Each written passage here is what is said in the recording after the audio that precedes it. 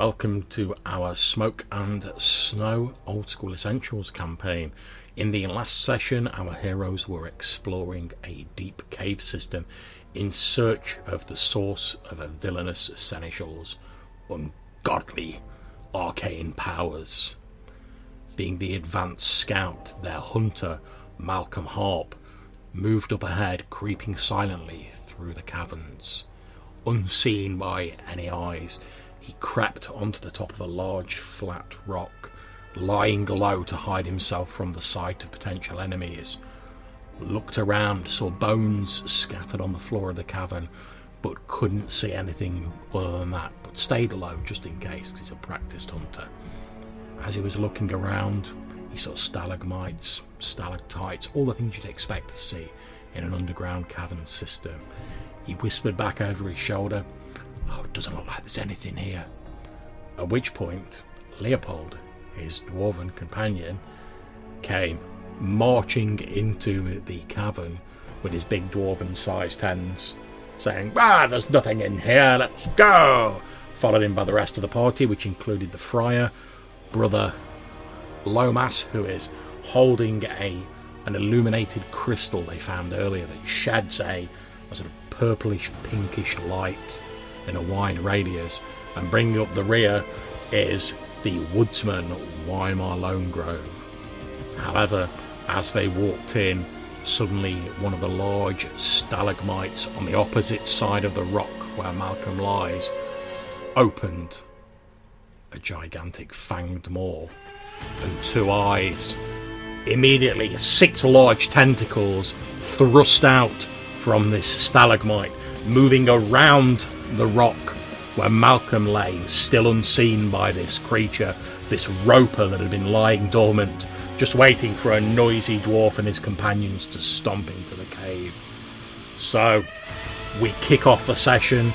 As you three have walked into the cave, these tentacles whip around this rock and zoom straight towards you. You are all understandably taken by surprise by this, so the roper gets to go first. Now, in order to simplify this, I am just going to roll 6d20 for them, since Malcolm's not been seen, so Malcolm's not getting attacked because he's flat down on the rock. So the first 2d20s I roll will be for Weimar, the second 2 for Brother Lomas, the last 2 for Leopold. Here we go.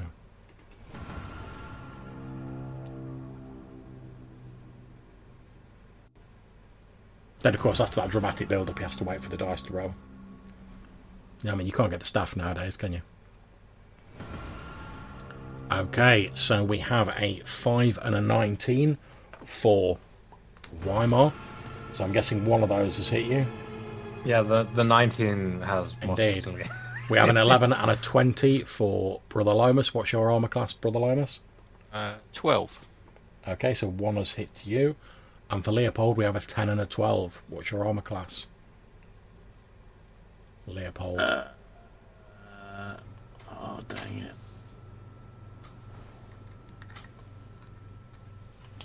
Where's the armour class? 13. It's the shield, isn't it? 13. Yeah.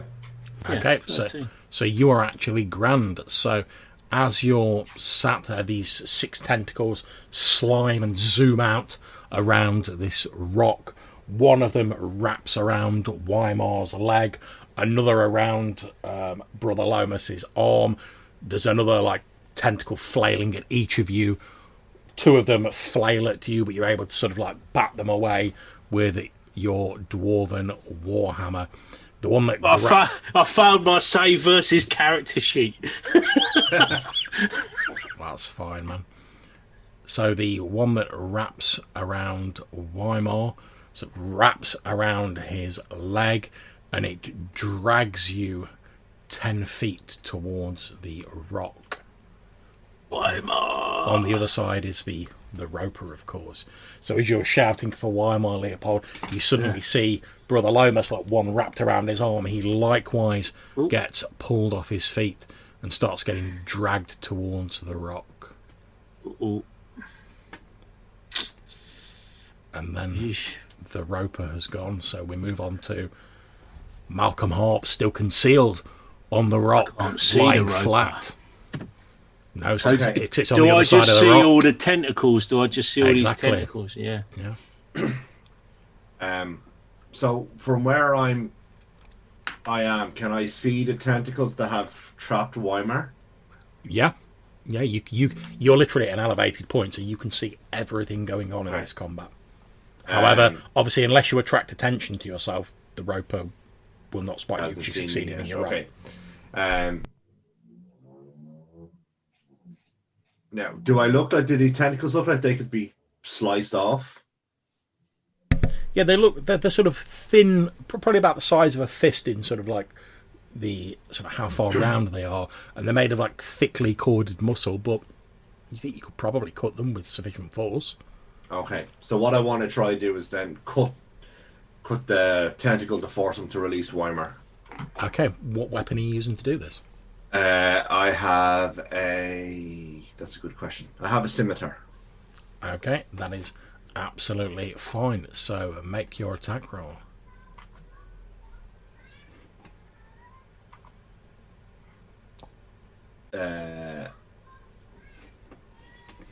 Okay, 14. Okay, no problem. As soon as I can actually bring up the sheet, because my computer's running really slowly. 14. Okay, you aim your scimitar at the tentacle that's dragging Weimar by his leg towards the rocks. However, the thickly, densely packed muscle material proves too tough for your scimitar blow.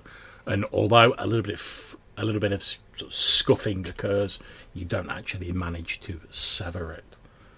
And speaking of Weimar, though, we move on to the next round, which is Weimar himself. Okay, is the tentacle, are we talking grapple here? It's effectively a special ability. You don't count as grappled. However, unless the tentacle's severed or somehow removed from you, it can just keep dragging you, but it doesn't actually do any damage. So if I were to run, would that be, like, can I move? Not On my own? not really, no. Yeah. Because you're being sort of pulled by this tentacle. Okay, so I guess I could go forward though. Oh yeah, if you want to go towards the creature, that's fine. let's not do that quite yet. No, okay, so well, it's the sun sword as I'm being dragged around in the looks like pile of bones. Yeah, literally, you're being dragged through which you now suspect are the bones of its previous victims. You've seen that scene at the start of like Terminator where the metal endoskeleton treads on the skulls. It's like that. I mean, you're being pulled sort of through it by your leg. Like bits of bone and shards of skulls and rocks sort of flying everywhere. And I know like the mechanics are fairly light for old school essentials and old D&D, by the way, but to all of you, feel free to get inventive and a bit creative during the combat. Even if there's no strict rules for it, I can easily like chip you a bit of a bonus for AC or a bit of a bonus for an attack based on what you do. So, and being creative may be the difference between life and an ignominious death in the darkness of the caverns. Okay. A thought has entered my brain area. Okay. What's the kind of terrain we're talking about here where I'm being dragged from? Is it just, like cave wall? Yeah, it's cave wall. As you can see from like the dots on the floor, it's like rubble strewn cave, loose rocks, shale, bones, that sort of stuff. So what I was thinking is there anything I could throw my grappling hook and rope onto to like anchor myself, wrap it out around my arms and just go like, ah? Well, there is this massive rock here that, Malcolm is hidden on, which obviously the tentacles are coming round the rock, so, like the rope is on the other side, but presumably it's got to drag you either over the rock, which it doesn't seem to be doing, or around the rock, which seems more likely because that's where the tentacles have come from and they're just sort of attracting. So I suppose the plan is going to be, as I'm being dragged, I like halfway draw the sun sword and then I think better of it, put it back in, get the hook and just try and get it onto the rock and then I will, if it actually gets stuck somewhere, I'll put the rope around my left arm, just like, and then just get stretched. Okay. Now, obviously, there is a potential, like, if it keeps pulling you, you will take a little bit of damage because you've been stretched. Yeah, but because it's the rack. what I'll do is, when it gets to the next ropers going, normally it would automatically be able to, like, move you 10 feet now because it's got you. What I'll do is I'll ask you for a strength roll, and if you succeed, you might take a hit point or two as damage, but you'll stay where you are. Yep. Okay. So I think we'll... But there's no roll to hook it on. You can do that, that's yeah. fine. So I'm throwing the thing. I'm like rolling on the ground and throwing the thing at the rock. And you see it like hit a chink in the rock where like a... And obviously as you're being pulled, like the rope quickly goes taut. Yeah. And you're sort of holding onto this rope like a literal lifeline as like your legs are getting stretched out in front of you with this thick tentacle wrapped around your legs. And this other one sort of like flailing at you, trying to grab hold of you as well. Yeah. It's like... And I'm just yelling like, Lomas! Ah! Yeah. You look across and you can see that like Brother Lomas has got like his own troubles as he's like being pulled along likewise by his arm. But speaking of Brother Lomas, it's you next. Well, I was going to suggest a similar thing. That's fine. But I was going to suggest the Weimar to hold on to my staff, and between us we were just sort of resisting, but either side of the rock. But yeah, I mean, sure, let's. But if you've already, if I'm anchored, this I suppose I'm in a very good position to grab anything you're holding out.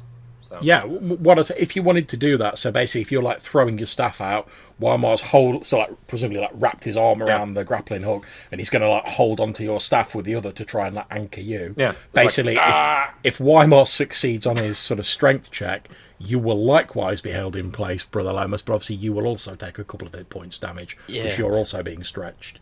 Would I be able to then try and climb my way to the grappling hook, so at least it's the grappling hook that's taking all the pressure rather than... I tell you what, make me a strength check. Okay. Now, getting Weimar to grab hold of your staff to like so you can start that's not a problem, no roll required. This is just to see if while you're being pulled in the opposite direction, you can like... try and make a bit of leeway. Okay.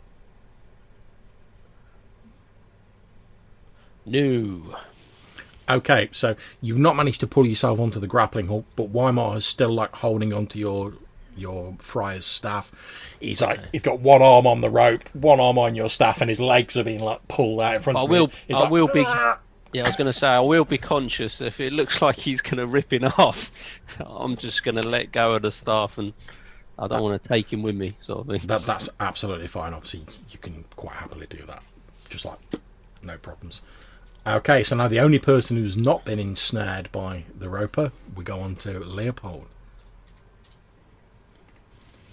John. Yes. The situation is dire. Indeed. I can see two of my companions ensnared by this creature. But and also you've still got two tentacles like flailing at you, even though they've not managed to grab you. Leopold pays no heed to those. He's focusing on his stricken companions at this point, and so Malcolm is hold down, dodging it somehow. He's not dodging it. 'Cause basically, when he crept in, he basically, not knowing the roper was on the other side of that rock, he basically crept on the other side onto the rock because it was like a vantage point, and he was like laid down flat to like hide himself from like any creatures that might be here. So it looks like it hasn't detected him. Yeah, it doesn't seem to have noticed Malcolm. You've seen he sort of like went like that with his scimitar and tried to like hack one of these tentacles, but obviously didn't manage it. And I can't actually see the thing. I can just see these flailing tentacles at this point. Yeah, basically what I've done to like, go into like game speak is I've set up like terrain walls. So if you're on the rock, you can see onto the other side of it. If you're not, you can only see the rock. Yeah. So old Leopold is no slouch. He's a pretty savvy guy. I'm thinking it looks like it might be his best option to move perhaps north and maybe slide in there round behind just to the north of Weimar, or perhaps, and then chip away at the tentacle, like dodge away from the ones that are my immediate concern, and then Yeah. nip in just to the north of Weimar. I mean, That's absolutely fine. Move yourself to where you want to be, mate. you're my eyes and ears here, John. Does this look like a good spot? Does Leopold think this is a good spot over there? What spot is it you're looking at? Well, I've just moved him. Is that? That's basically where you are now. Is you're sort of stood like just behind the rock that Malcolm's on. Yeah, and from here I can hack away at Weimar's bonds, can I? Yes, you can indeed. And for this, I will bust out the frost axe, because I don't feel like a hammer is really the order of the day. And I believe your frost axe is just it's just a normal axe, isn't it? If I remember correctly. Oh, don't say that, John. I don't mean to belittle like your dwarven heritage or anything, obviously. Don't say that, John. This is the frost axe of the dwarves. You know. I'm just going to chop away. Okay, make a roll. Hey. Okay, so you aim what you consider to be a mighty and sort of vicious strike at the tentacle that's wrapped around Weimar's leg. However, as you hit it like squarely, however, your axe seems to like not penetrate the thick muscular tentacle and leaves no mark on it whatsoever. You are joking. I am not. Do I get all them nasty vibrations up my arm? Indeed, as you hit it. So we move on to the next round. So that's a bit disappointing. it's the roper again. So I'm going to roll 4d20 this time. And that is going to be obviously the extra one that's like flailing at Weimar is the first. The next one is the one that's at Brother Lomas, and the last two are the ones that are flailing at Leopold.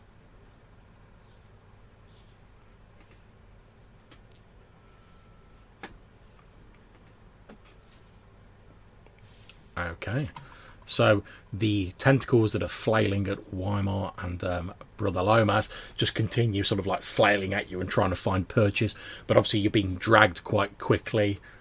Although you've now arrested that, they don't manage to grab any extra hold on you, so you still only have one tentacle on each of you. However, obviously, as you're sort of like running forward, Leopold, and you've just sort of like whacked one of these tentacles, another one sort of slithers up, grabs hold of your leg while you're trying to hack the other tentacle, and it drags you 10 feet around the rock. So you guys watch as Leopold runs up, starts hacking at this tentacle, doesn't manage to get through it. Then another one slithers around his leg, and you just see him like, whoosh, and he gets dragged around the rock. Okay, now, obviously, normally Weimar and Brother Lomas, you would be getting pulled nearer to it. However, Weimar, due to your grappling hook, you get to make a strength check. Okay. So, let's see.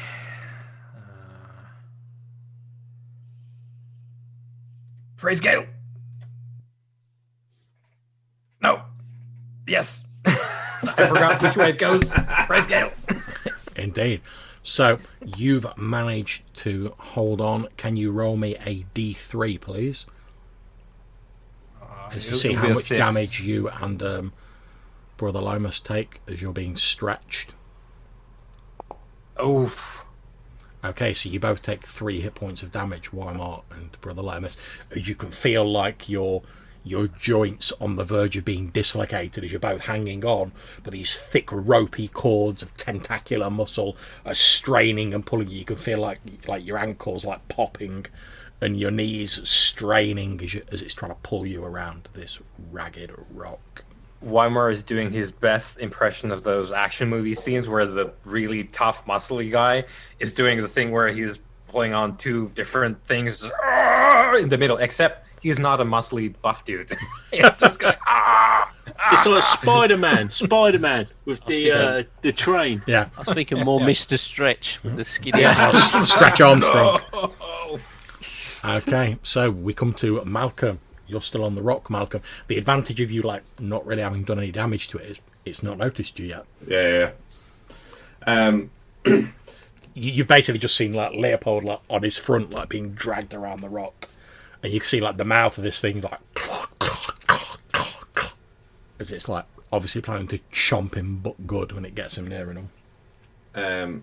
So I guess, John, as a hunter over the years, would I have come across anything like this? Would I have any sense of what its weaknesses might be? Roll me a d6.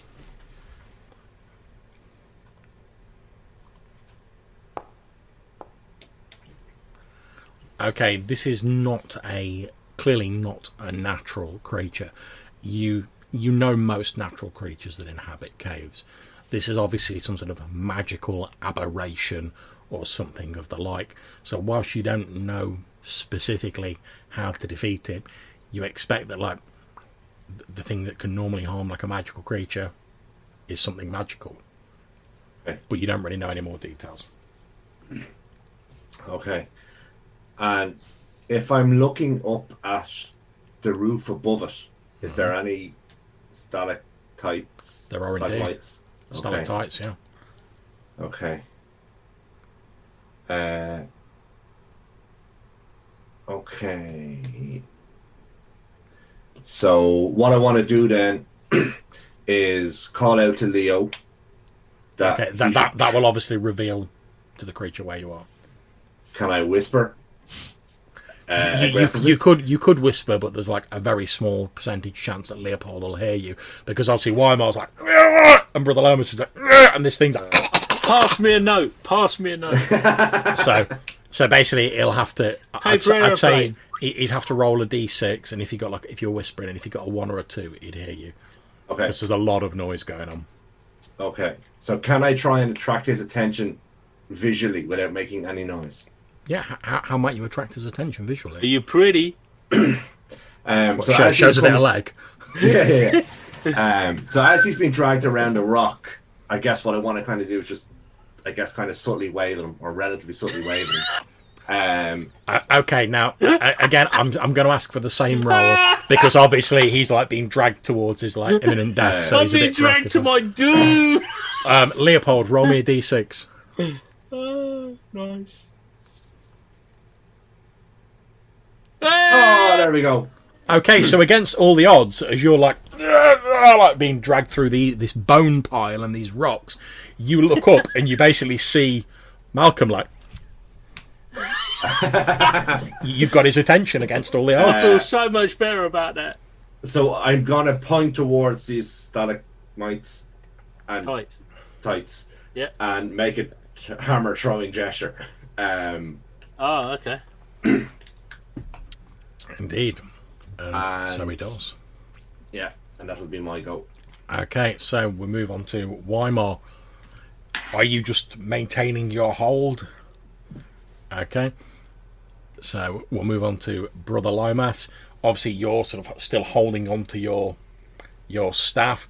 I'm going to say by now you've managed to sort of like grab hold of the grappling hook, sort of inching your way along. Is there anything else you want to do apart from maintain your hold? Well, the problem is, yeah, he's feeling the strain of this. He's probably not going to get any less unless someone does something. And he feels that he's probably making it harder for Weimar. So I'm going to let go of my staff and let it drag me round. And I'm going to spend my turn trying to find that slumber grass that I've got. Okay, So that's hoping not a it'll problem. get me close enough in a turn or two to. So what I'm going to do is I'm going to, because obviously it was dragging, I'm going to move you the 10 feet. Yep.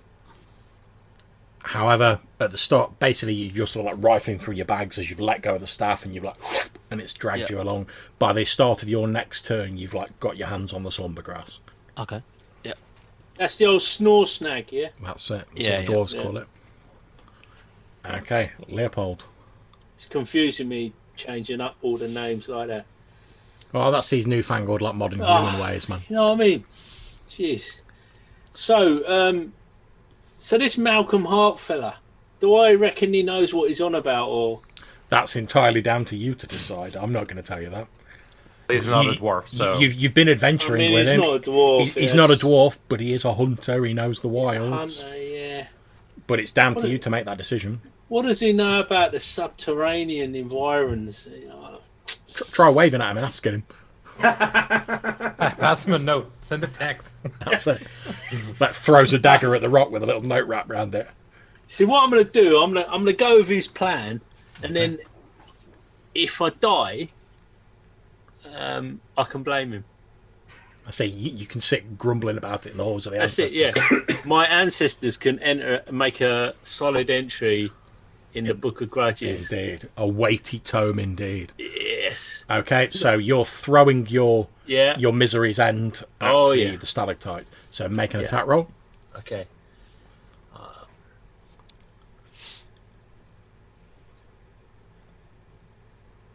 Missile. Oh. Okay.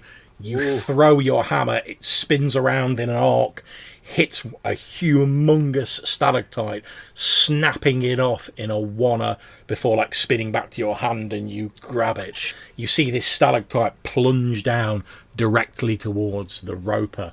It strikes it and explodes in a shower of stone chips and dust. But when the thick cloud of dust clears, it appears to have done no damage to the roper. Or execution, as far as I'm concerned. Shoe harp. And speaking of the roper, so again, I'm going to roll 3d20 for it, for like the 3 tentacles it's still got. First one for Leopold, second one for Weimar, next one for Brother Lomas. So let's see how we do. We just get a total, so we don't know what you've rolled. Yeah. We just get Yeah, 38. I can click on the 38 and it gives me like a breakdown. Yeah. The first one was like 77. I was like, So- oh boy. Okay, so the one that was against Leopold has missed, and the other two have hit. So Weimar and Brother Lomas, you now have 2 tentacles wrapped around you.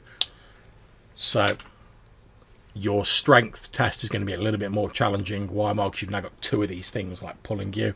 However, Brother Lomas and Leopold, you are both dragged towards the waiting maw of this creature, since you are sort of wrapped up in it. And what I'm going to do, because it has a bite attack, I'm going to roll randomly. I'm going to roll a d6. If it's a 1 to 3, it's Leopold. If it's a 4 to 6, it's Brother Lomas. Ooh. Okay, it's Brother Lomas.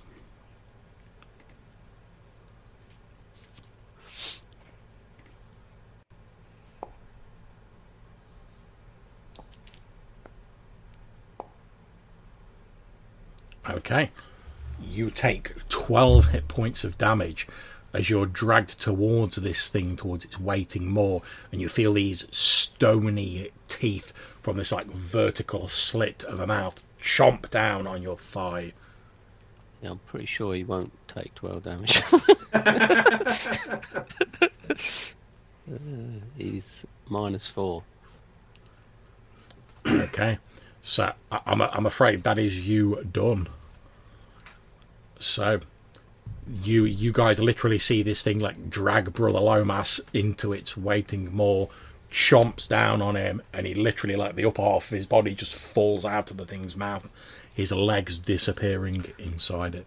Can I make any vain attempt to shove this slumber grass into it Do you know what? Why not? Make me an as a- attack roll, as a last gesture? and we'll see what we do.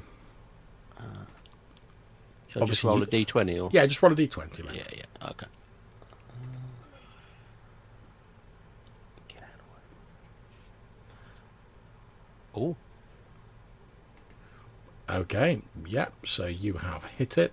I'm going to have a look at the Slumbergrass rules. I can't really remember it. When thrown in the face of an enemy, Paralysation thing, yeah. target must save versus paralysis or take a -2 penalty to all rolls. Okay, so let me roll its save. Bloody hell. Okay, What? it succeeds. So you dash you do, as in your sort of dying attempt, you dash the slumber grass like into its open maw as you're pulled inside it. However, perhaps due to its alien physiology, because it's not really like a carbon-based life form, because it's made of rock, it doesn't seem to have any effect. And the last thing you see is its sort of stone-like fangs closing down around I you. just managed to feed it, basically. Yeah, pretty much. Or That garnish got it. dark. That got dark real fast. Okay. Garnished its meal. Okay. So it seems to have skipped out Leopold for some reason. But Leopold, what would you like to do? Oh no, because that was the Roper's turn.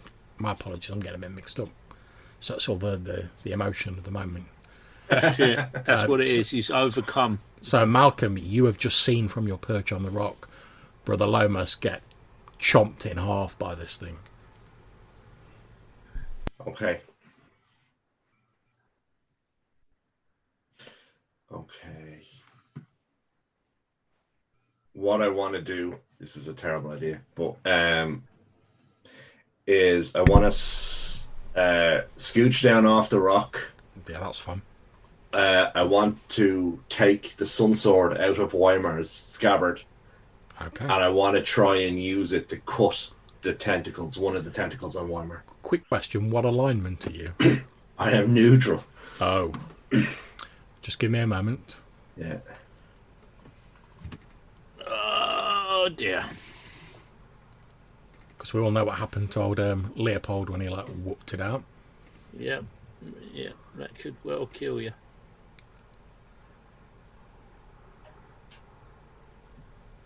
Being as you're not a dwarf and that. Mm. He's got gloves on, though. Yeah, well, you know. You need more than gloves. Gonna need more than gloves. Okay, as you lift it out and you feel these lawful energies sort of playing around your body, you take 6 hit points of damage. Okay. So how about that fate game? Can I still use it? Yeah, you can still use it. You've got it now. It doesn't do any more. It's just like when you initially pick it up if you're not lawful. Okay. Right, so let me Is then the try. 6 points of like admonishments from the sword? Probably. Like I like to think even the sword's got like enough decorum to be like, now's probably not the time to tell him off. vicious mockery. Okay. Right, that should actually be plus 7 damage rather than 6 because it's a +1 sword. Okay, right? that's fine. So you swing the sun sword down, it briefly bursting into flames as it hits one of the tentacles, the 2 tentacles around Weimar, and severs it. The sort of end of the tentacle that's like spraying ichor out of it, it's like and like sort of zooms back around the rock as it's quickly withdrawn. The severed bit just like flops uselessly and falls off to the ground.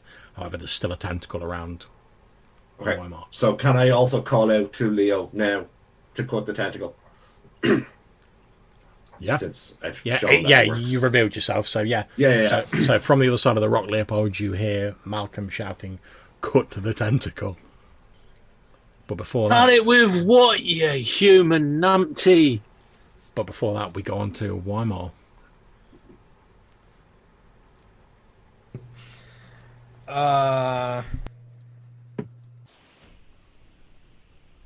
Is Malcolm able to drop the sword for me? to use? I'll say you can grab the sword because he literally just chopped off tentacle that's like on you. So he's like an arm's length away from you. So he's like, "Give it up!" Yeah, it's like, hand it to me. I'm like one hand again, just bound up in the rope. Yep. And I'm trying to reach down, slash the other one. Go for it.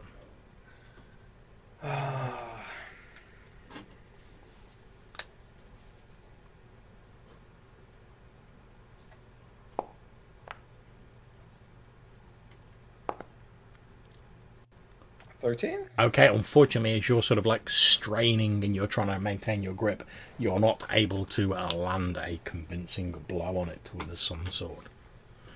However, you do still get to make your strength check, although and it's just your normal. There's no penalty because one of the tentacles has been severed.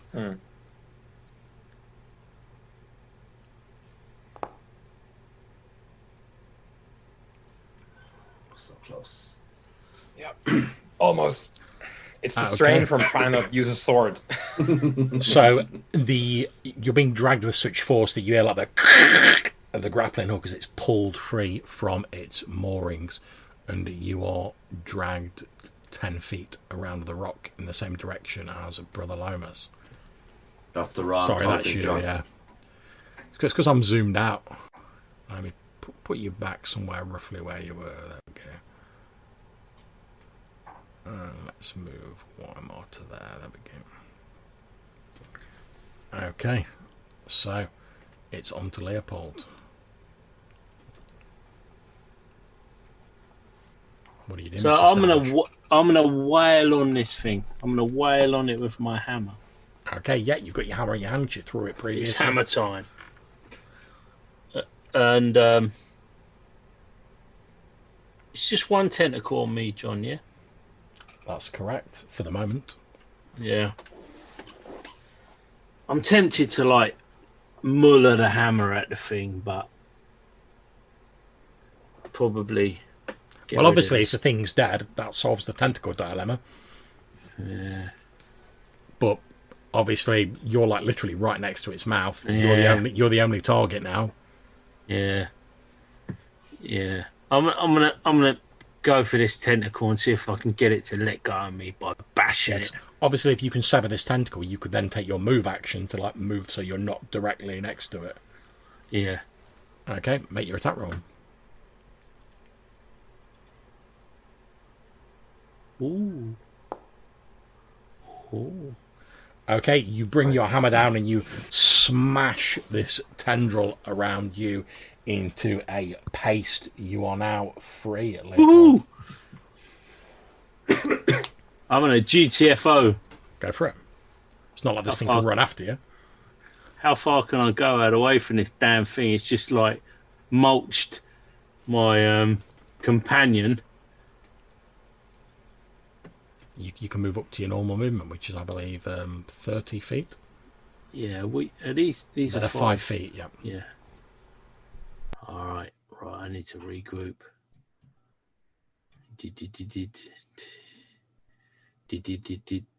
Dish. I'm gonna go about here. Oh, I'll back up Malcolm. I'll give him some tactical advice from behind. I like think your tactical advice is like, watch out for the tentacles. Thanks, Leopold. Leopold comes running out. My God, Mother of God, what the hell is... Well, yeah, I know what it is. Not what the hell is it. It's a roper. The ancestors speak of these creatures.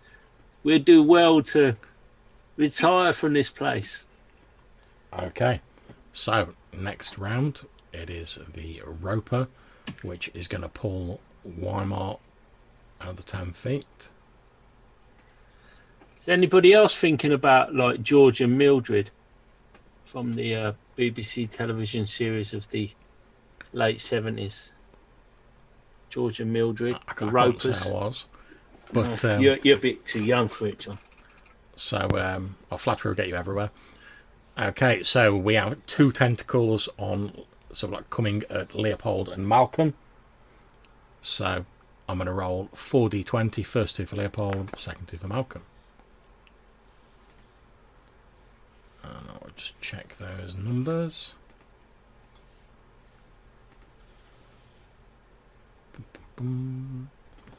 Okay, so a tentacle has wrapped around you, Leopold. Just as you've fought off one, another one slithers up and grabs around your waist. What's your AC, Malcolm? 16. Oh, you have just avoided one. One comes straight towards you, going to wrap around your leg, and you sort of jump out of the way at the last moment. Okay, so I'm going to make its bite attack for Weimar.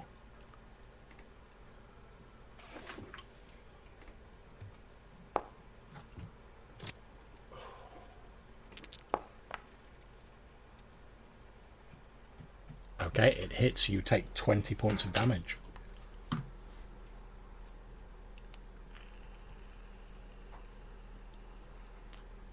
Still good. Okay, so basically, Weimar, like half of his body is like in this thing's mouth, and you can see like blood sort of spraying everywhere. He's still alive, 'cause you can hear him obviously like screaming in pain, but he looks like he's about to go the same way as the unfortunate brother Lomas. Okay, Malcolm, what are you doing? I am running away. As much as it pains me to leave Weimar behind, I don't really want to join him. So 10, 15, 20, 25. Over here somewhere.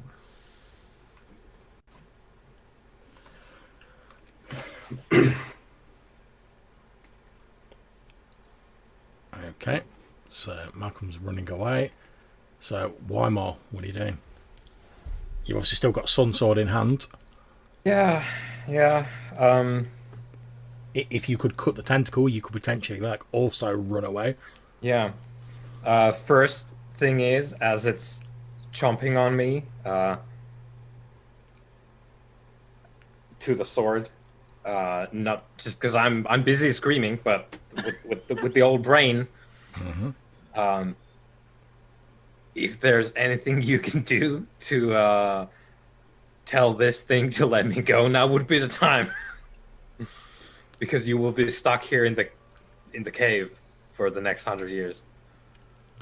Okay, I like your style. So, as you're doing that, you literally hear from your own mouth a voice ring out that's like, "Unhand him, you rocket bastard!"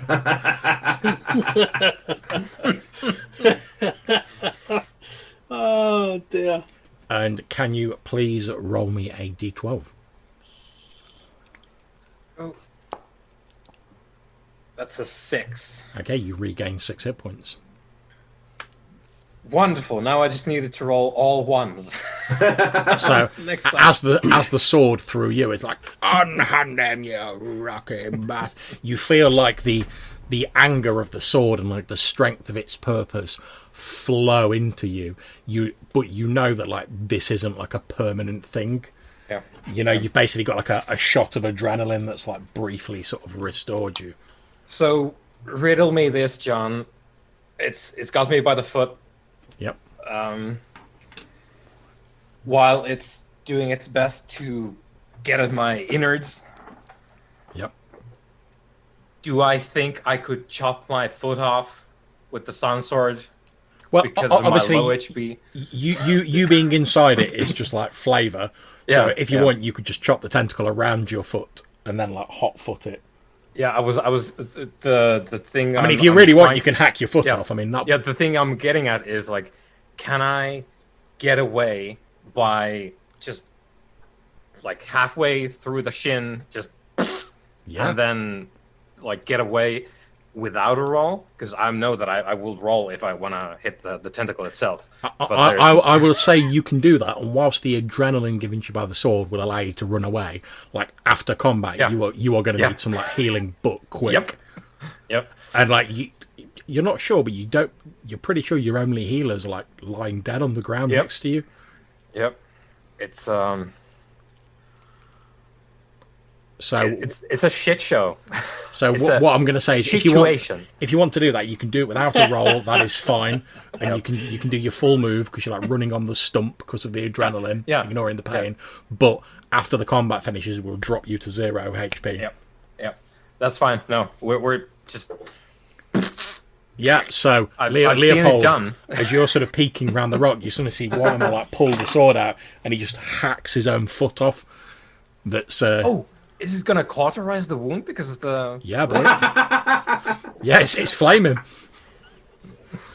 So there's even like There's like a it sizzle. It goes beyond his ability to produce the sound as he's burning, amputating his foot. It goes There's up a in pitch sizzle then and there's disappears. like a rich smell, almost like pork, that like wafts through the cavern. Yep. So yeah, So- you've severed your foot. Make your move. That's And not other not a phrase things. I thought I'd be saying when I started saying it. Yeah, this Friday night. So 1, 2, 3, 4, 5, and 6. So I'm just. It's fucking weird looking, Leopold, as I come with one actual foot and the other is just like a bleeding bone spike. Indeed. He's like leaving like a trail of blood behind him as he's Yeah, running. so like it's just completely out of his mind, really, just belting it down. Although you do flaming sword in notice, hand. you do notice as you're running with this flaming sword and like leaving this trail of blood behind you, some of the remaining tentacles, obviously it's still got like 4 tentacles, some of them are actually sort of almost like lapping up the blood. Ooh. They've sort of stopped and they're like slithering around in the blood, and you can hear it's like, Yeah, because they're like, oh, this is food. yeah, it's just like you've just like spread like a free like amount of food on the ground for them. Yeah. Okay, Okay, so good. It's over to Leopold. So Leopoldi You've still got a calls out. tentacle on He's, you. you know, he's like, what the blazers, and he rushes over to Weimar. You won't like. Yeah, you won't really be able to rush over to him because you've got tentacles around you. Oh, they got me, are they? You've got one round you. You had 2 on you. You've smashed one. You've still got another one on you. Dang. Okay. Scratch that from the record. However, I you will- are right next to him, so if you just wanted to like reach over or shout to him, you could do that. No. Wave at him. Yeah, no. That's notes. No, I'm not engaging in any of that tomfoolery. I'm gonna smash this tentacle with my hammer. Make your attack roll. Boom. Oh, it's too wind. Oh, get out of my face. Okay, so you mash at the tentacle with the hammer, misery's end. However, it unfortunately doesn't spell an end to your misery, and it doesn't manage to do any damage to it. I should have used my inspiration. So on to the next round. So Leopold, you are dragged 10 feet back towards this thing. Dang. However, luckily for Malcolm and Weimar, the other tentacles are distracted, like lapping up the blood trail that Weimar's left, so they're not actually like coming for you because you're technically both still in range.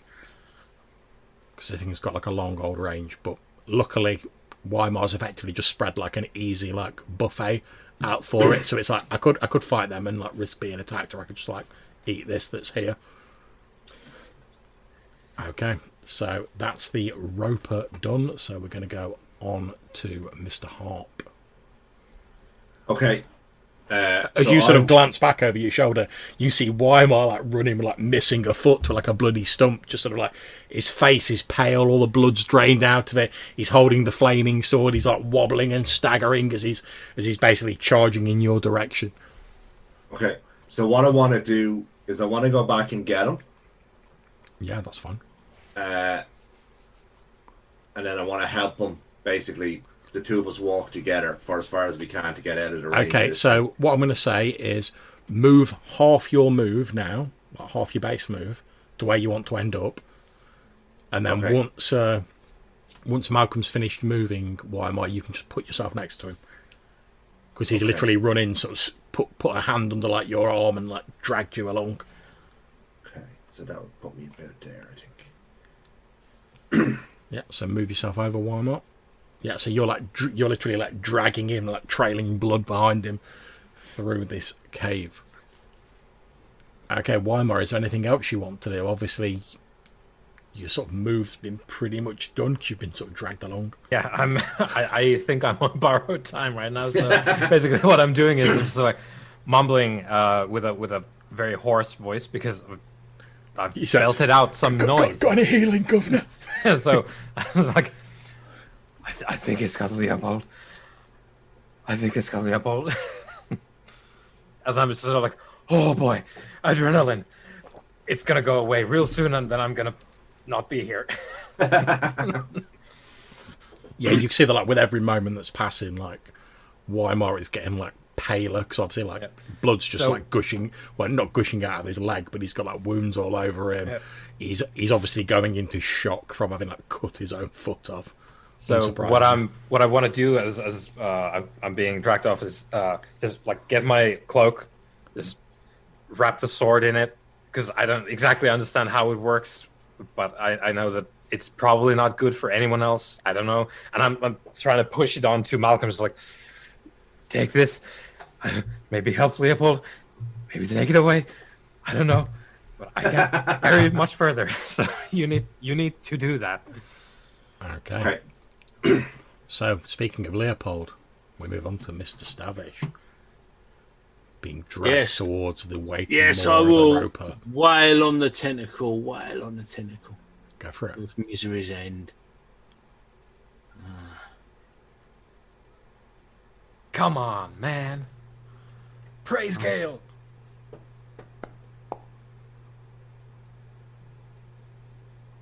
Yeah. What's your final attack score? I don't know. The thing there in the roll thing is 16. Oh, that's definitely a hit. Then. Yeah, 16. Yeah, Yeah, 10 so damage. so you smash your hammer down and pulp this tentacle. You are free to move, Leopold, Right. I am. and it's only got 2 tentacles left. Bomb, bomb, bomb, bomb.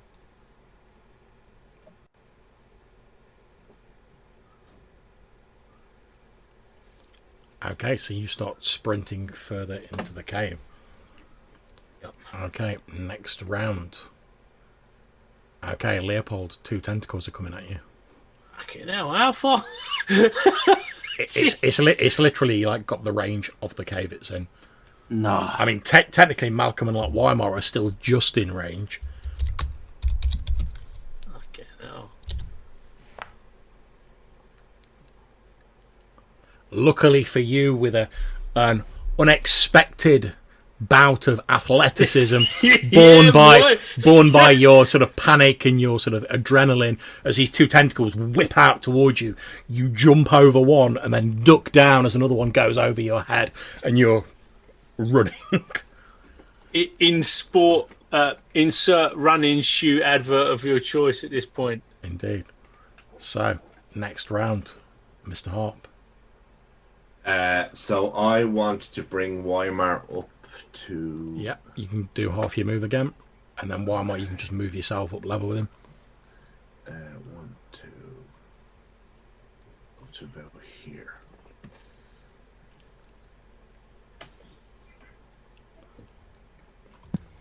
Okay, not a problem. So you're dragged into the shelter of some rocks. Weimar, is there anything you want to do? Apart from like you push the sword onto like yeah. Michael. Take it! Yeah, basically, Take I want to make sure that Malcolm takes the sword, and then I'm just sort of slowly babbling, Expiring. just sort of falling into a shock as I'm dying. you see a light at the end of the tunnel. Okay, You walk into the light. so do you take the sword, Malcolm? That's being pushed yes. towards you. It's all wrapped up. Okay, yeah, you take it. Don't take any more damage from it. You've got the sun sword. Okay, so we're going to move on to Leopold. Right. I'm looking at an exit strategy. It looks like there's a little bit of a side passage there to my left. I can Yeah, see. that's correct. Yep. There's a little dip just as you go through, but it's like a couple of feet. Right. I'm going to head on down there, I think. Go for it. 1, 2, 3, 4, 5, 6. 6. Okay. So this is the roper's probably last chance to really do anything. So as you're dragging Weimar away, one of the tentacles that was whipping after Leopold comes towards the two of you. However, it gets to about here, where I'm pinging, and that's like as far as it can go, and it's just sort of like trying to get at you, but you're just beyond its reach. Okay. And then the second one zooms out towards you, Leopold, but it stops here. Oh, You are also just beyond its reach. Okay, at which point, Weimar, can you lower yourself to 0 hit points as like the immediate danger passed? Weimar just like slumps in your arms, Malcolm becoming, no pun intended, a dead weight. Hey. Okay, so on the assumption then that we're outside of the range of this thing, I want to kind of lie Weimar down and try and stop the bleeding if I can at all. Yeah, there's not really a lot of bleeding because he cauterized the wound. He's just basically like the adrenaline that the sword gave him has worn off and he's in shock. Okay. He's just cut his own foot off with a giant flaming sword. Of course he is. Okay. He's First time. he's blatantly not long for this world unless he gets some help. Okay. And do we have any healing herbs? so Leopold is no fool. He's not silly. Can he assess the situation there, John? Is there anything that Bleak. he can do to assist? He's a fairly shrewd guy. What you know from looking at him, like he's basically like knocking on death's door. He needs some sort of healing. He's gone too far to just like recover naturally because he's on 0 hit points. Like literally, the sword has been the only thing like keeping him going for like the last couple of rounds.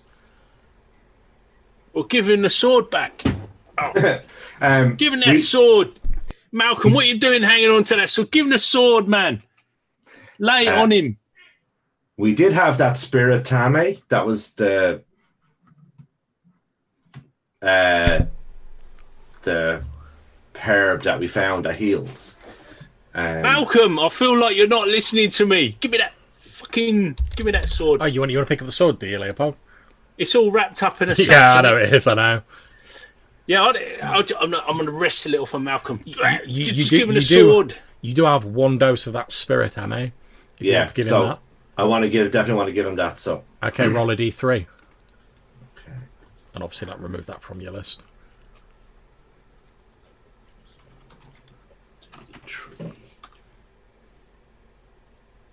Oh, tree. Well, technically it'll be 2 because it's 1 to 2 is 1. Oh, sorry. Yeah, roll the 1d3. Oh, right, that's fine then. Okay, Yeah. in which case, that's how many hit points you get back, Weimar. So you wake up still in a great deal of pain, like gulping for breath, as basically like Malcolm's like thumbing this like fragrant herb into your mouth and like working your jaw to get you to swallow it. And like you feel like you're very shaky, like a strong wind could finish you off, but at the moment you're not in any immediate danger of death. Okay. But obviously, like I say, like a rock sort of falling like a couple of feet away from you, like that shocked you, could probably finish you off at the minute. Yeah, are we in You the rocks feel while like a everyone first dies? level thief. Yeah. Yeah. But, Okay, but so look, the combat encounter's effectively ended as long as you don't go within range of the roper. Okay, so I'd like to suggest that we get Weimar out of here. We get our ponies and we head back to New Zealand for some rest and recuperation. Yes, indeed. You'll get no argument out of me. That's about the best idea you've ever had, Harp. And that ain't Okay. saying much. So as you guys are doing that, you can hear footsteps getting closer to you, and round the corner comes Gordon Sinclair, who's obviously like heard the commotion and all the screaming. He takes one look at Weimar and basically like he's in a Sinclair C5. That's it, man. He basically throws Weimar's like arm over his shoulder, so Gordon will like handle sort of like moving Weimar, like freeing the rest of you up. Good man. Okay. And how far are we from the exit? Do we know? There was an exit nearby, was there? That's correct. The one that Yeah, you just came to the into. south, innit? So you are about, well, Gordon's about 60 feet from it. Okay. Okay. So But obviously you're not in combat round, so you can just like move to the exit if you want. So yeah. did So I suggest we just do that. Let's just. did Brother Lomas have any family or anything? Has he got like a next to kin? Do we have to notify I him? think we Brother were- Lomas, have you got any next of kin in New Zealand, and would you have told your fellow adventurers about them? Oh, I can't talk. I'm dead now. Well, that's right. Think of this as like a sort of voiceover No, Like flashback. a retrospective. Well, Leopold. flashback scene. Yeah, Leopold's like, I remember Brother Lomas told me, and then we get Brother Lomas's The voiceover. flashback to the campfire scene. No, I mean, I believe that he'd have moved away from his family to sort of go the solo life, more of a friar. Of an RPG player. Yeah, and lead out into the, because I mean that little hamlet or whatever you call it, there's hardly anyone there. Yeah. What, New numbers Zealand? wise. Yeah. Yeah, there's hardly anyone there. So he's basically doing a bit of a pilgrimage, spreading the word of Leander, and that's where he's ended up. Okay, so as you think back to it, Leopold, and I'm just moving your counter to the exit along with everyone else, you remember sort of talking about like family. You remember Brother Lomas saying that he did have a bit of family back in Roweleen, but he sort of like left all of his family behind when he took up the life of a friar and dedicated himself to Leander. I ain't got too much respect for that. Says the man who's always banging on about his ancestors. Exactly. I mean, that's like lame, innit? That's a bit lame. So, yeah, each to their own, live and let live. But if it had some stronger family ties, maybe he would have found the spirit to have held on there and resisted the roper. Maybe it's Give the it's guy a destiny. chance. It's like destiny that's, destiny. If you'd have had some ancestors to back him up. Kick a It friar probably when would- he's down. You know what I mean? Yeah, you know what I'm saying? Yes. Okay, but dwarves are not big on sympathy, are they? No. You know what I mean? He's not even cold yet, Leopold. It's like, I told you so. I told you so. If you'd have respected your ancestors, they'd have like backed you up, pulled you away from that roper. Instead, you've turned your back on your family, your roper food. I know I shouldn't have put that comment on that YouTube video. Oh no! Oh, shots fired. Okay, so you guys head out of the cave mouth via which you entered, and you're in the Grey Heights. Obviously, Weimar's still not looking too clever. You've lost the friar. And so that we can get our head back into it quickly, we're going to have our scheduled sort of break here. I'm just going to nip off. Obviously, we'll have a 10-minute break, guys. I'm going to quickly nip off, use the conveniences, come back, have a quick chat to Darren so we can bounce his character in. We'll have a little bit of a chat about how we can get him in as quickly as possible, and then we'll press on if that's okay with everybody. Yeah. Okay, I'll be back in a couple of moments. Yep, same as that.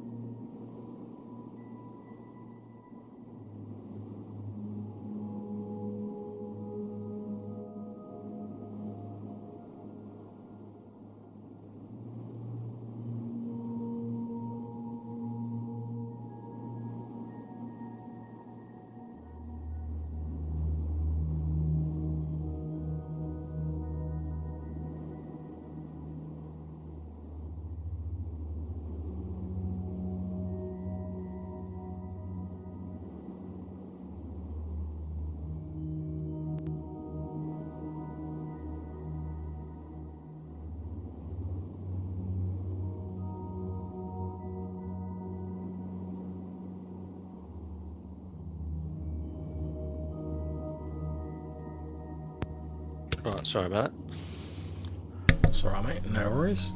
that. Right.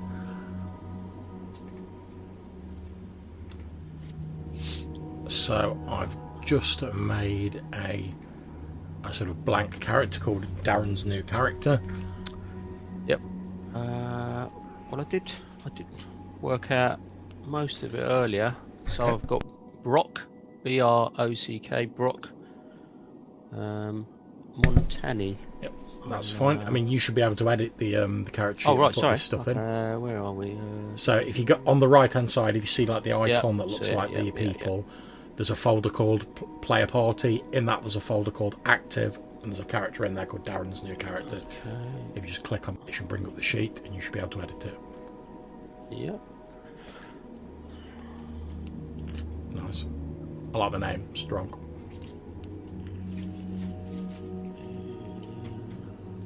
I just thought that was the most appropriate barbarian. I like it. I did like. I'll be honest. I did like the look of a merchant, but I just didn't see it working really. Yeah. Just all its skills are not really appropriate for out in Yeah. the wilderness, and That's fair. but I thought it was quite interesting. Anyway, his wisdom is his bad stat because he don't like magic, so I thought that seemed quite appropriate. Yeah. He got really good stats. Yeah, I remember seeing you when you posted him. That's pretty tasty. I was bloody surprised when I looked at the Brother Lomas. I thought, flipping it, they're rubbish, really. Oh, what else can I do here? So what's your hit point total? I haven't rolled it yet because I Okay, thought that's fine. I didn't know if you did maximum at first level or not. And Well, that you sort won't of be starting at first level. What's the level of your previous character? thing. Brother Lomas was level 4. So you'll be starting at level 3. So shall I just roll 3d8 or? Your first one will be max, and then you So can just roll 2, yeah? Yeah. Okay. And he's got +1 for con, so it'd have been on 9 plus 11, 22. Okay.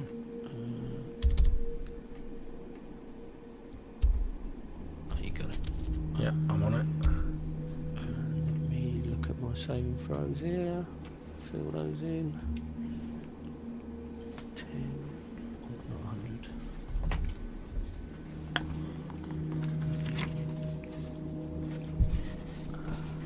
12, 15, 16. What are these movement rates? No. Oh yeah, they are. Yeah. What did I work that out to be? He's got chain mail, so I think it was 20. So let me just have a look at your. Or is it? It's not class specific, is it?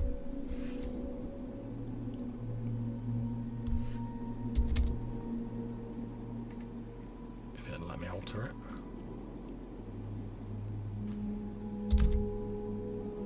Right, we'll worry about that later. I can sort that out later. Does it do it when you put in the equipment or something? I'm not sure. I'll have to have a look into that. Don't know how clever it is. Right. Right, I'm going to start adding. While you're sort of looking at that, I'm going to start adding some of your abilities on. Can I do the infantry while you're doing that? Yeah, or is yeah, that go gonna- for it. I won't mess it up. I'll try and do the infantry. So climb.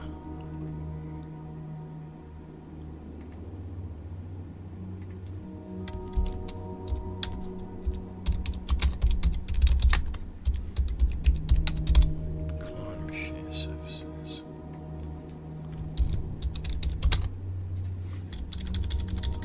I'm not actually sure if I can do it.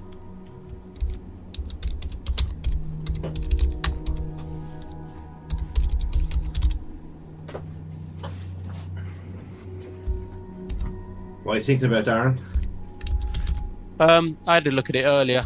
I'm gonna have a barbarian. Oh, nice. I thought I'd go away from the squishy, sort of more magic-y and go for a bit more physical. That fryer is change. particularly squishy with 1d4, right? Oh yeah, but I mean, I like to mix it up as much as possible. Yeah. So,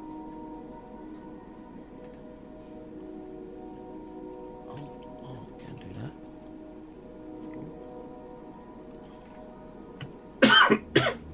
Excuse me.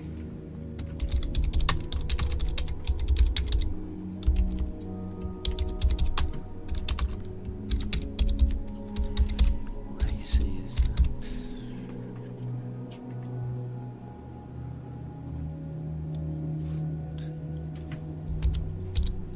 What's AAC, John? In the, That's ascending armor class, which is what we're using. Oh, so I want it in that box. Yeah. Okay, cool. Alright,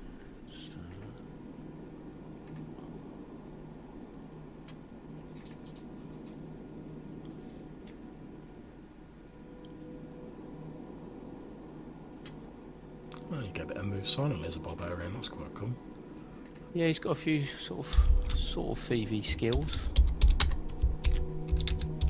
which is a bit unusual, a bit different. Mm-hmm.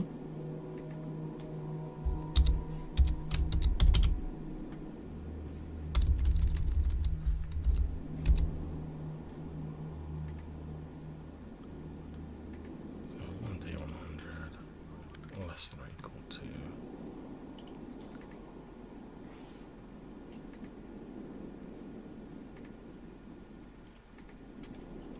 Target is 20.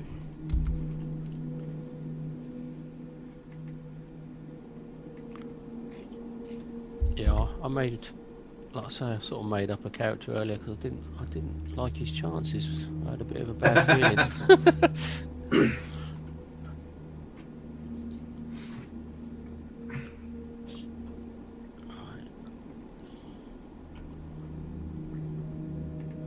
Yeah, there's not much you can do when you don't have magical weapons and you're fighting a big creature like that that can only be harmed by magic. I don't think it's just magic, is it? I think it's just got a way high armor class, isn't it?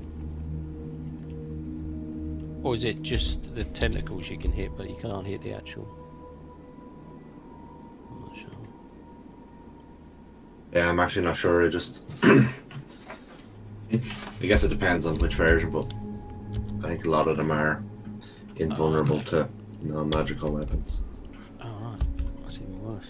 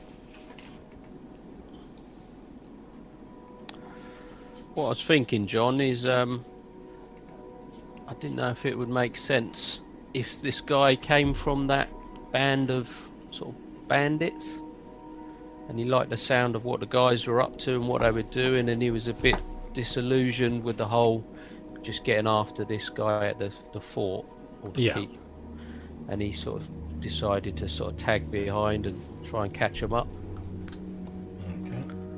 Okay. I was just thinking, sorry, because Weimar was going to want like some sort of wooden peg leg pirate thing as well, that it might be useful to fast forward 2 weeks and to meet the new character in New Zealand. If that's what people want to do, I'm quite happy to do that. Yeah, You did offer the bandits effectively a place if they wanted it at New Zealand. So Makes sense, yeah. That's quite a good idea. And then that would mean that you wouldn't necessarily have to be a bandit either. You could come from any kind of background. Yeah. well, what I suggest we do is we'll do a little scene, like say 2 weeks on. You guys sort of back at New Zealand, which obviously has the benefit of you will be on full hit points, Weimar, because you'll have recovered.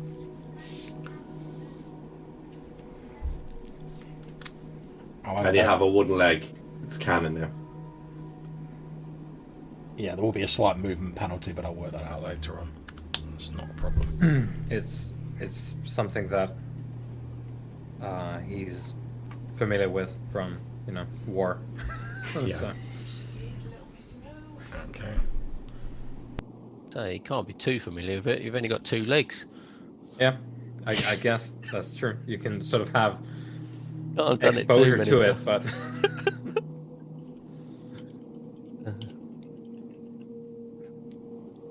What is this?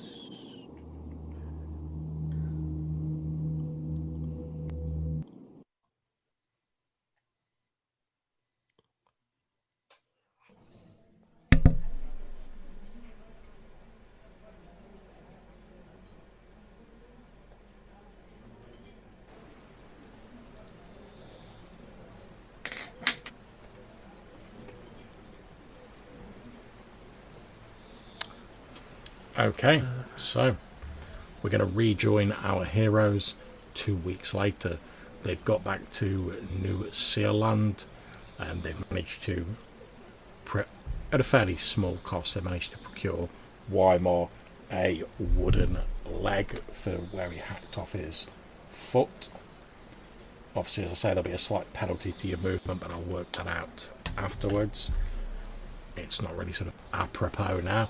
Now I suggest we have a break from like the sort of heavy in character stuff, and we talk about how we're going to introduce Darren's new character. So Darren, if you want to tell the rest of the sort of like the group what you're envisioning as a vibe for your new character. Yeah, I mean it's open for discussion, obviously, but with the meeting of they weren't bandits, were they? But the group in the forest. I just wondered if it could have been one of those. Sort of like the sound of what the group were up to. Didn't think there was enough being done with this sort of vendetta against the guy in the keep, and sort of decided to make his way to New Zealand and see if he could join the group in making a name for himself and getting the job done, and with all the talk of all these things under the ice and sort of doom and gloom, he thinks it'd be better to be in a group that's getting the job done and making a more positive attempt to try and deal with the situation. Then Okay, so let's just play out like a little ad hoc scene. Obviously, we all know that the sort of aim of this is to get Darren's new character into the group, so we can sort of crack on, and he's a part of the group. But so you guys are sort of sat around in the village of New Zealand. It's taken, with the help of the herbalists in the village, it's taken you most of the couple of weeks to recover to a point where you're still a bit wobbly, Weimar, you're still a bit sort of sickly feeling. I mean, you've got all your hit points back, but Wobbly Weimar. indeed. Obviously, Leopold's been as sympathetic as ever. Yeah. So, but before we bring the new character in, Brock Montaigne, I have to call him Peggy. what do you guys tell the villagers about Brother Lomas? Because obviously, look, when you first get back, sort of dragging like the sort of pale, one-footed Weimar with you, and no Brother Lomas. Obviously, he was like the head priest of the village before he went out to join you guys. So there's plenty of people like crowding around you, like obviously wanting to know what happened. A couple of the older sort of like the women who are like the herbalists and whatever sort of usher you to get Weimar into one of the buildings, and they start applying herbs and bandaging his wound up properly and stuff like that. And as that's sort of going on, people are asking you, they're like, oh, well, where's Brother Lomas? And we thought he'd be coming back and giving sermons at the church. What happened? I mean, did we get a story straight about this? Did we? Well, you've had like time to travel back, so you guys kind of discussed this on the way back. Yeah. So, what's the party line? I mean, Weimar is, he's a straight down the line sort of good guy, but I think it was just we were attacked by creatures, and they slew him, and he got buried where he fell. It's kind of like, kind of makes us look a bit bad, Malcolm. So is that what you're telling people? You were attacked by beasts. Oh, let's not be rushing into telling people that sort of stuff. That's not exactly accurate. Well, like I say, have this discussion now. This is your discussion. Well, what do you want to tell them, Leo? Well, he's a priest. He could have.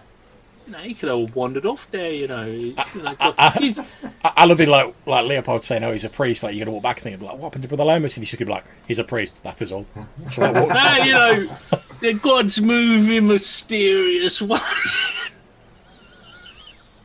It's not for us to question the ways of the gods.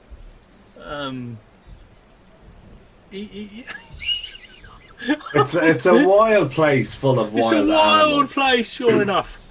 So it wouldn't be I just wonder unusual what Weimar. I just wonder what Weimar makes of this, because he's a bit more like. I think Weimar has bigger problems. If he says anything like that, I'll just like sweep his leg out. What's that? If he'd taken off anymore, he'd be the same height as Leo. Yeah, I feel like I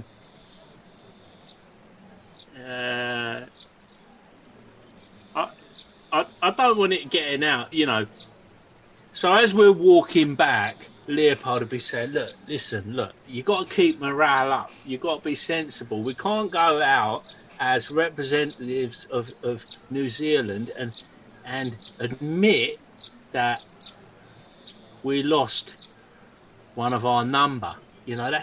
That is not good for morale. People are looking at us. They're looking at us. We the best thing would be just to say that he met with his maker in his own way. He's a priest. The gods move in mysterious ways. Say no more. Leander called him back. Leander called him back into the fold. I love the fact, to me, it sounds like Leopold's idea is basically just to go, the gods move in mysterious ways. basically, yeah. Okay. Except it's at waist height, so it's more up like this. Yeah. Yeah. Okay, so as these people are like surrounding you, they're like, "Oh, what happened to Brother Lomas? I thought he'd be coming back to give sermons." Obviously, Weimar, you can still talk at this time, but you're conscious you've got hit points. What are you guys telling them? As all these people, bet you've drawn a big crowd. Obviously, the state of Weimar as you dragged them in, like the villagers are like crowding around you, all like asking questions, like wanting to know what happened. Well, it's a wild place out there. You do well to stay close, stay within the stockade. Brother Lomas has journeyed on. He's journeyed on to find his gods. But he's fine. There's a lot of sort of there's a lot of sad looks and people like lowering their heads, taking their hats off and. No, don't be sad. Don't be sad. Put your hat back on there, bro. Put your hat back on there. There's no need for hat removal because Brother Lomas is, he's he's pushing on. He's pushing on into the unexplored regions.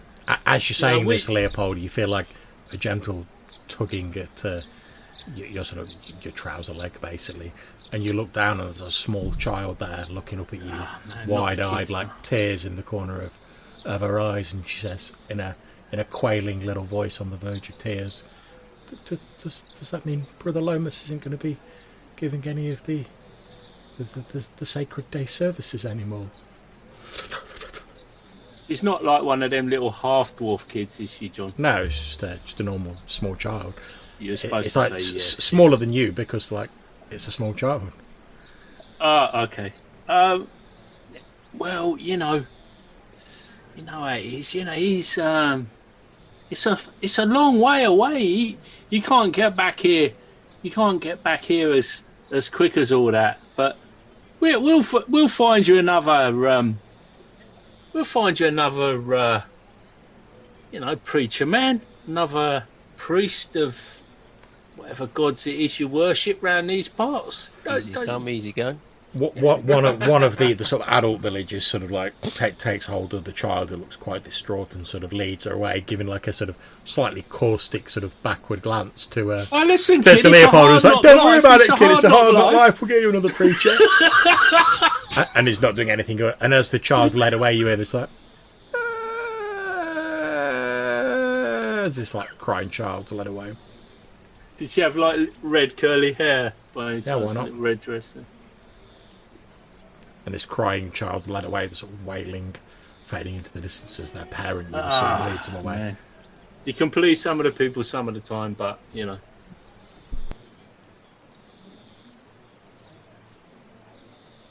poor old brother Lomas.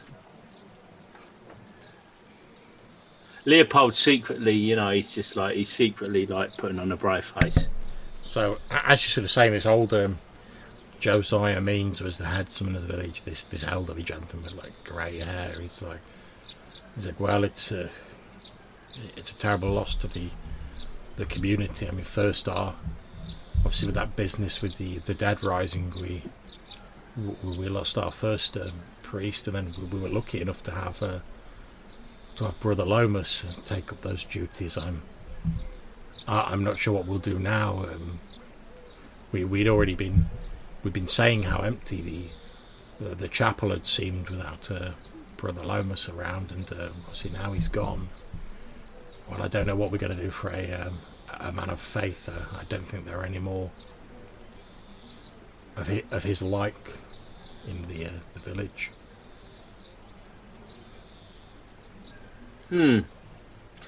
Well, you're a regular ray of sunshine, aren't you, me old mate? Well, we're on the frontier here. You got any family? You got any family? He says, "Listen, I understand what you're saying, Leopold, but you've got to remember, most of the folks around here, myself included, we're not adventurers like yourself.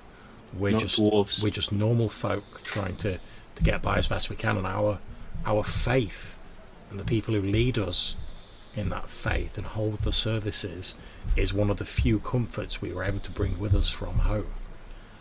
And now, after the blow of losing our first preacher, now we have lost a second. You hear someone at the back be like, "Oh, losing two priests in such a short space of time." Oh, I feel like that would tell me. I feel like that would tell me something. Does that tell you something? I don't know. A slightly sort of not hysterical, but a slightly sort of fraught gentleman at the back. He's like, "Oh, maybe it's a sign from the gods. There you go. Maybe they've forsaken us." Yep, there you go. Sign from the gods. Well, I don't know. I don't know what I can say to you. I'm a dwarven engineer. I'm into a bit of mining. I like my minerals. I've got some strong family ties back in the old mother country there. Tell you the truth, this is all a little bit alien to me. You might want to talk to some of my companions, but I don't know. The best I can offer you is we've got this stockade. We've got a few allies coming in. We've got the chance of, some lucrative deals with the folks out to the west there. At which point someone it's goes, gods and that. someone goes, I don't think we're gonna. We're not gonna see eye to eye about the gods and So, stuff. somewhat in this gathering crowd, one of the villagers shouts up and goes, "Maybe we could, send to Dear Sun, see if they've got anyone who'd be willing to move over here and act as the cleric for the village. I mean, after all, we can't carry on without the service. I mean, it just wouldn't be right." There you go. See, that's what positive thinking. That's it. Positive thinking. Send word to Dear Son. See if you can rustle up a priestly sort. And while this slightly odd conversation is going on, what are Malcolm and Weimar doing? Weimar, you've been you've been bandaged up and you've been sort of led out. There's a couple of villagers helping support you. They've basically they've called over to the guy who's a part-time carpenter, and he said that it'll take him a couple of days to whittle you a decent wooden leg, but he'll get straight on it. And you're sort of brought out, supported by these two villagers. Obviously, you're there, Malcolm. What are you guys doing while this weird conversation's going on between people who are grieving the loss of their cleric, and the dwarves oh, That's no, it. Get the dwarf to sort out all your human issues. You know what I'm saying? So I think I have a general distaste for humans generally, and most certainly the Leander following type. So my sense is that I'm kind of standing at the back looking peeved, and kind of eager to be about my business and for this whole situation to be over. And what about you, Weimar? Probably trying to get with the folks that we got to act as town guard. Yeah, there's a few of them knocking around. It's not a problem to attract some attention. Yeah, so it's your six sort of mercenary, your light footmen, effectively. Yeah, so chat with them about what's been going on and here and both on our travels. Well, you see old Cotton Nickel, his red beard and his furs and his armor he's wearing, and he sort of looks at you, and then he quickly in the little guardhouse, which is building number 1 on the map, and he quickly gets one of the other guards to bring a stool over so you can sit down. Yeah. And he takes out a hip flask and he holds it out to you. You can see obviously he's got some scars on him as well. He's a soldier. He's get that down you, and then he says he takes out a sort of wooden pipe, and he takes out a leather satchel with some fragrant smelling tobacco in it, and he sort of looks at you and he says, "Smoke." I find it settles me down. Have you got a pipe? No, I never really. He shouts to the soldier who got you the stool. He's like, "Get this man a pipe. He's been through the ringer, and a beech wood pipe is brought over to you." Cotton Nickel shoves some of this tobacco in it, hands it over to you, and he's like, "Go on, get some of that old doby down you." And as you both light up these pipes and this sort of this red brown leaf tobacco, this sumptuous aroma that is almost reminiscent of an autumn woodland sort of fills the guard hut. And he's like, "Well, obviously I can see you've been through the ringer. It's been fairly quiet here. We had a few animal attacks, wolves mostly, nothing too bad. We quickly saw them off. And the stockade held, so nothing dramatic to report. But tell me, what happened to you?" He says, sort of gesturing at your stump with his pipe. Yeah, unfortunate business in the wilderness, and Got caught off guard. Did what we could. Made it back. Sometimes that's what happens, as I'm sure you know. He nods and says yes. He says, still, you wouldn't be the first man I've seen with a wooden leg in my time. And as we sort of like fade on their conversation, we now come to the smoking of pipeweed. And I'd like to float this out to you guys. We don't have to do this. This is an optional rule from the sort of dolmen wood playtest material I've got for smoking pipeweed. And the way this works is, if you as a group are vexed by a particular problem, a player character may sit down, get out their pipe, and spend an hour smoking in quiet contemplation or in debate in companions. Obviously, you're spending an hour, so that'll be like a random encounter roll, but if the hour passes undisturbed, the player may make an intelligence check. If several characters smoke and debate, the most intelligent makes the intelligence check with a +1 bonus per companion, a maximum of 4. If the check succeeds, the referee gives you a hint about the problem being contemplated. Now that's an optional rule that's suggested in the Dolmen Wood playtest material. Obviously you need a pipe and some tobacco to do it, but would you guys be interested in introducing that into the game? We don't have to. I'm just throwing it out there as a suggestion. Yes. Yes, I think so. Okay. I like that. I like that. When can we do that, John? When can we have a?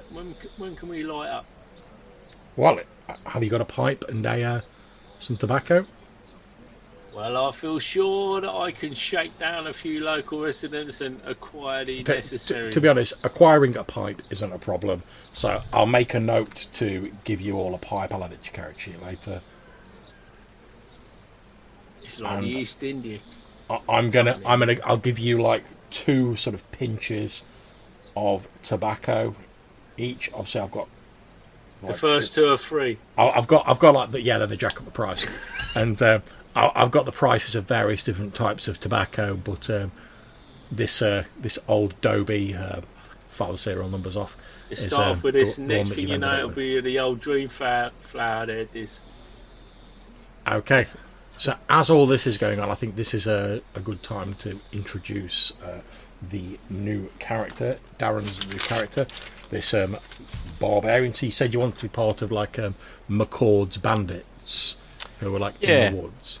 Yeah, he was probably not one of the main characters. He sort of joined them That's fine. after unfortunate incidents. Now, quick question: are you one of the people who moved to Valconan to like try and recolonize it,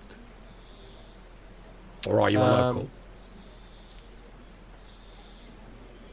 No, I'd have said he'd been a local, and due to the bad events that happened, he Okay, that's he's been fine. Sort of pretty much a loner Now, since.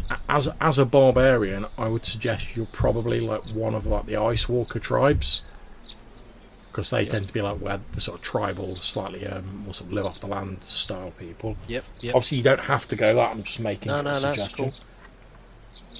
So, as an Ice Walker, you signed up with like McCord and her bandits for a little bit. Is there anything you would like to know about McCord's bandits? Because you would have spent time with them. Obviously, you already know that they're a group led by this woman, Remember McCord.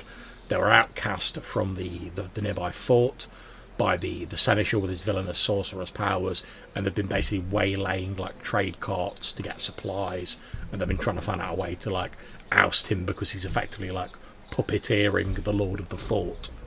But is there anything else you'd like to know? Just just what their sort of their motives were once that's been done. What are they striving to do? Is it just survival? Well, their hope is, and McCord's hope is, that once the influence of the sort of like the villainous seneschal is removed from the lord, that they'll be able to like return back to their original home, which is the fort. But they have been offered a place in New Seal Land, so their backup plan, if that doesn't work, is to like probably move to New Zealand and like start afresh there, because a lot of them are getting pretty tired of this sort of bandit life in the wilderness. And you know, like a couple of their operations when they've been trying to waylay people, because they're not trying to kill people, they're basically just like, give us your stuff and we'll let you go. But obviously a couple of them have gone a bit south and they've ended up having to kill people, and that's not really what they're sort of signed on for, but they're having to do it just to get supplies. So they really do want to sort of get out of the bandit racket, but they don't feel like they can do so until they've sort of settled the matter of the seneschal of the fort. Yeah, so like I say, I think he's just sort of found himself in that group in just a situation, and decided that this is his opportunity to move out and start anew, because it weren't working out, like you said, for those various sort of reasons. He's more for defending the weak and and the ones that can't defend themselves. He's quite an honourable sort of guy. But, Okay, he's so still going to look out for himself. So obviously you know about New Zealand because you would have been there in the background when the rest of the heroes sort of met up with McCord's bandit in their like woodland hideout near the fort, so you know where New Zealand is. So you've set off, you've travelled there. It's been fairly uneventful. You know, there were you had to do a bit of hunting. You're probably attacked by a few animals, but like nothing you couldn't really handle. So as you're heading towards the village, you see this wooden bridge across the little river running nearby.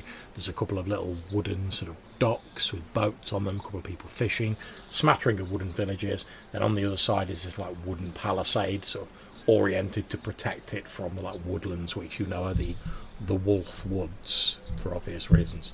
So how do you like approach the village? You just like bowl in? What do you do? And just to say, I'd have left on good terms. I wouldn't have that's sneaked fine. off in the middle of the night. McCord has made it very clear that she understands that like the path that they're on of trying to get vengeance on this seneschal is a very difficult one, and she said a number of times like if anyone wants to bow out or leave, she's not going to hold it against him. She feels that she can't because she was the one who was like cast out by him, but she's grateful for the fact that so many of like you and the other guys basically supported her, and she's like she understands though that like this isn't a permanent way of living. So you go to her like one evening and you're like, oh, I don't really think I can keep up this lifestyle anymore, and she basically thanks you for helping them so far. Basically says she hopes that they'll see you again, maybe in better times, and she asks you where you go, and obviously you say New Zealand, and she's like, well, if things don't work out at the fortress, you may see us all there at some point soon anyway. Yeah, but I hope that's the case. Basically, she gives like the old warrior's handshake, and then she's like, in the meantime, keep well, Mark, keep well, Brock, keep well, and like I say, hopefully we'll meet each other again in better times. Yep. I wish them all the best, and yeah, a few of the others that might have. Yeah, there's a lot of back clapping and hands sort of shaking and like well wishing, and then they give you like provisions enough to get you to New Zealand and stuff like that. Yeah. And you obviously they're a bit tight for stuff, but they give you what they can, and you head over. So when you see New Zealand, you've arrived there, you've walked there. It's been quite a journey, but like I say, you've had to fend off a few animal attacks. You had to hunt on your way to supplement your meagre provisions. How do you enter the village? You can see there's like a guard sort of clad in leather armour with like a spear who's like stood on the bridge. If I remember correctly, did we give them some sort of I don't know if it was a note or something to allow them to sort of get introduced? I don't recall exactly, but obviously we've got everyone here. It's something you guys did. Did you guys give like McCord's bandits? Yeah. We gave them a thing so that they could. We wrote something out that they could present to our people on the stockade as an inn. Basically, a kind of. So I'll make a copy of that then, basically, so that. Well, McCord gives you the original. She says they're not going to be moving sometimes, so she's like, take this, and hopefully with you there, if the rest of us do need to come to New Zealand, we won't need it. But anyway, you take this, which she sends you on your way. So as you're heading across the bridge, you see there's one guard on the bridge and another one sort of walking up. Like I say, these like sort of human mercenaries. They're wearing like leather armour. They've got like round wooden shields. They're carrying like hand axes. as Yeah. you're sort of approaching the bridge. One of them's like, "Who goes there?" I mean, I know that I'm quite a sort of intimidating presence. He's a big Indeed. old guy. And as an ice walker, you would most likely have very pale skin, probably blonde or red hair and like blue eyes. If that's all right with you. Yeah, I mean, I've got a picture there. Not quite, but That's fine. Obviously, Yeah. you're only like sort of part ice walker, so we can use the picture you've got. I'd rather you get something that you're happy with than worry about that. Well, that's no problem. But I'll approach from sort of hands up. Obviously, I've got this large two-handed sword sort of on my back, but Yeah. I'll approach with my hands up, and I was invited basically by a number of your village. I guess this is before the others have got back, or would No, they this will have be. got back I was going to say at this point, the rest of you who are sort of in the village, Oh. you sort of see there's a little bit of commotion on the bridge. There's a couple of guards there, and you can see this guy with this big like two-handed sword. He's like holding out like a bit of parchment to the guards. So, Darren, can you describe what your character looks like for the rest of the group? What do they see when they look towards the bridge, towards the commotion? Yeah, so as I described, he is a bit of a man mountain, extremely strong, quite good constitution as well. But yeah, big shoulders. He wears chainmail, so quite heavily chained, but he wears a lot of furs on top of it. So he just looks even bulkier than he actually is. He's puffed out by all these furs and armor and stuff. So it makes him even bigger. And that's where his second name comes from. It's like mountain, the translation. So yeah, he's got the long hair, slightly red or very light sort of brown hair, long beard, the small plait down the middle. He's got, like you say, he's got the two-handed sword and a spear on his back. He looks like a sort of hunter or a wild man. Okay, so as the rest of you three look over at the bridge and these two guards like questioning this like mountain of a man, what do you guys do? Do we think we'd recognise him from the meeting him in the village or in the Roll me a camp? d6. They've been in the background, so Yeah. 4. He looks vaguely familiar. You might think, oh yeah, wasn't he one of the guys sort of stood at the back drinking while we were talking to McCord? We didn't really speak to him a lot, but I'm pretty sure that's where I know him from. Okay. So I will this is while Weimar is getting fixed up, or it was just afterwards? This is actually a third week, so like another week has passed because Weimar's been getting fitted up with his leg. Okay. So Weimar is like fitted up with his wooden leg now, and like the three of you were sort of stood around talking about what your next move was going to be when you heard this commotion on the bridge. Okay. So I will, assuming I'm the one who notices, I'll say, wouldn't he make a fine addition to our team? And when the guys look over, they'll see this kind of man mountain talking to the guards. And I guess I'll... To be honest, Mark, I mean, in your sort of expert opinion, if he did just decide to like try and like force his way over the bridge, you're not entirely sure how much use these like two guards would be as he's sort of like towering over them. So with that, I guess I'll start heading towards the bridge, calling for the guards to let him in. One of them looks over at you and he's like, how do you have the guards refer to you? I mean, do they call you like Mr. Harper? Do they just call you Malcolm? I mean, you're paying them, so... Yeah, probably just Malcolm. Okay, or so Harp. Probably just Harp. Harp, okay. So one of them says, I'm Captain Stavish. he says, yes, of course, Harp. He says, fellow says he knows you, bought this for him, and he sort of holds out the parchment, which obviously you recognise towards you. Yeah, no, that's fine. We met him before. We invited him to come and stay.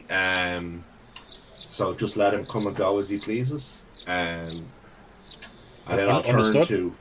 to Brock, and I guess I'm sorry, I don't remember your name. But you are one of McCord's crew, right? I was with the group for a short time, but I was at the meeting when yourself and your two free companions, I believe, discussed the matters at the keep. Yes, indeed. Well, my name is Malcolm Harp. This is my friend Leo. He's the short one. And this is my friend And Weimar. the captain of the guard. And speaking of which, what do the guards refer to Weimar as?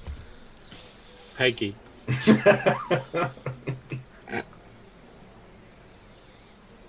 I think it would just be Weimar. That's absolutely fine. At this point in time, at least, yeah. Peggy Weimar. Yeah, so the guards have let him pass. Malcolm's like brought him over to you guys, introduced like Leo and Weimar. So what brings you to New Zealand, Brock? I like what I heard at the meeting. Money. I believe that you gentlemen are trying to put things right, or at least do something a bit more proactive. Gentlemen. Gentlemen. And short fellas, he'll look down. This will be an ongoing issue, which hopefully you'll be able to handle. I don't think there's much that you can't really, but it's a thing. Yep. Until you folks, get a few more of my brothers over here, and you can entice them with something sensible, then this is going to be an ongoing discussion. We've got my pointy-eared friend there. It's not ideal, is it? We've bailed you out for so long. We bring wisdom. We bring the wisdom of the ancestors. Yeah, it's ignored. In the background, you hear one like the village women being, "Oh, I see Leopold's on it again." As they walk past this conversation. I tell you, He's become a little bit infamous for his rants in the village. I've gone out that many times with the next new rising star. The next new rising star that's rocked up from yonder village. Yeah, you hear someone in the background going, "Oh, I'll be on about his ancestors now." And I'll tell you, and they don't last 5 minutes. They're not durable. They lack the staying power. Come on. What's up with you people? I keep telling you, you gotta look after your families. You gotta look into where you come from. Think about your ancestors. Someone go, "There you go, I told you." So what Leopold is saying, Brock, is that there's a job here for you with shit pay and uncertain prospects, which I presume are both bonuses for you at this point because you're here. Well, it's still better than what was happening up at that keep. Yeah. So what was happening up at that keep? That's what I want to know. They're trying to get rid of that the mysterious guy that's got the ear of the Lord there. Yeah. Yeah. No, say no more. But I like to judge people more by their actions than their appearance.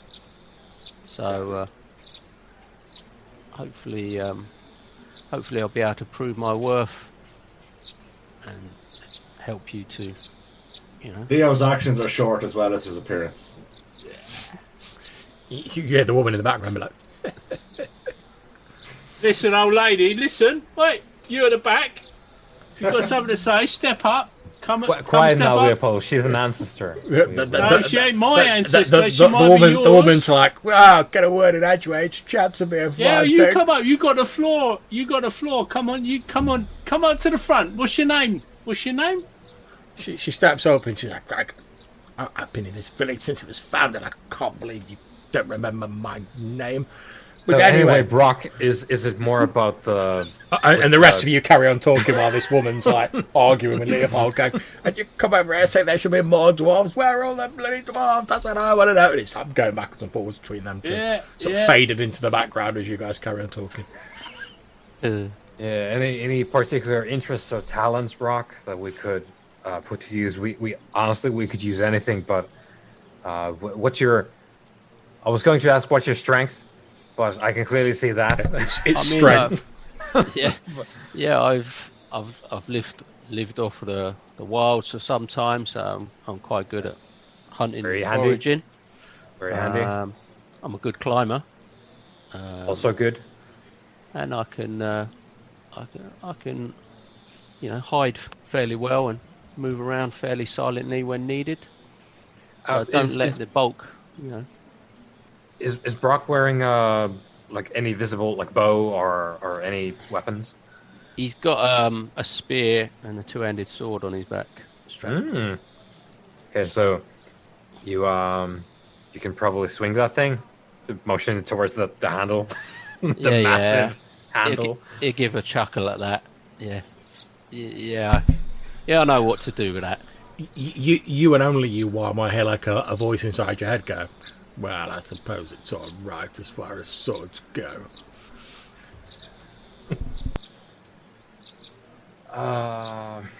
So that all sounds very wonderful, and it is all these things we will have to do and make use of as winter approaches. So, as far as we're concerned, and I'll look to Malcolm and whoever else is around, the guards and whatnot. Leopold. Now, because Leopold is having a bout with the lady in the background. Yeah, but I'm still around, man. You just don't overlook me because of my size.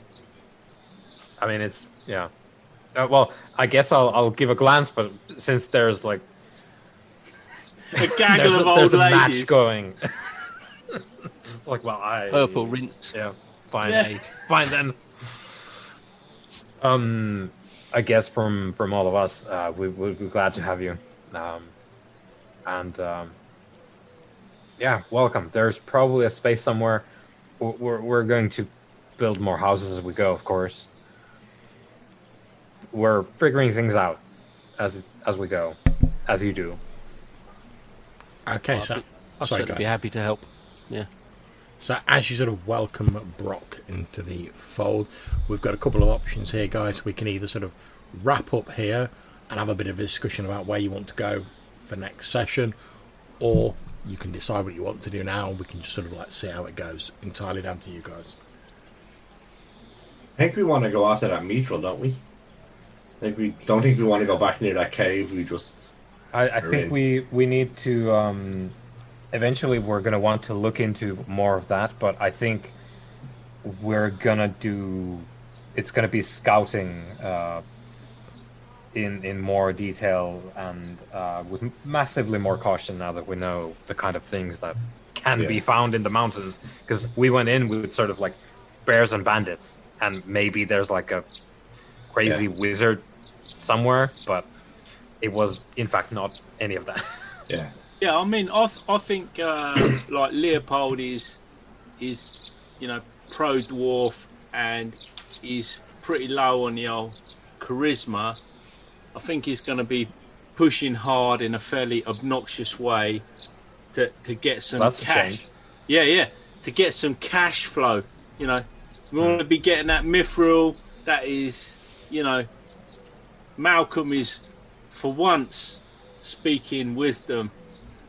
A clock is right at least twice a day, and Right. Yeah. So I think the dwarf is right. I think the dwarf. That's nice. The dwarf. Captain Wow. Short Arse. You know, I don't know. What do we call you him? know, I call him Malcolm. You know, I mean, you know, extending the, what is it? I'm speechless. The elf is calling me a dwarf. I don't call him an elf. You know, I don't call him an elf, but he calls me a dwarf. So on to the business at hand. Listen, Peggy. I have to. That is part of the situation here, unfortunately, that I have to every time. Your man there, Longshanks, pointy ears, the elf. He's speaking a little bit of wisdom, which is not, you know, which is rare enough after the stalactite incident. Right? I've written it down. I'll take your word for it. I was having a different Throw your experience hammer that at the stalactites and you'll be all right. Nearly got killed. You are Nearly. all right. Ah! Only because of the ancestors saved me from the grips of the tentacled cavern monster of doom. So I think, heeding the words of the ancestors, we're going to look into this mithril business. Is that right? Yes. Now, Now- who's got the details? I was not really committing them to long-term memory at the time. So We've marked them. We've marked them They're on the down map. on the charts. And your man Montaigne, your buddy, he will be most well equipped for this mission. I feel he seems of sturdy stock, and if he was a little bit shorter, he'd be probably at least Still massive. still massive.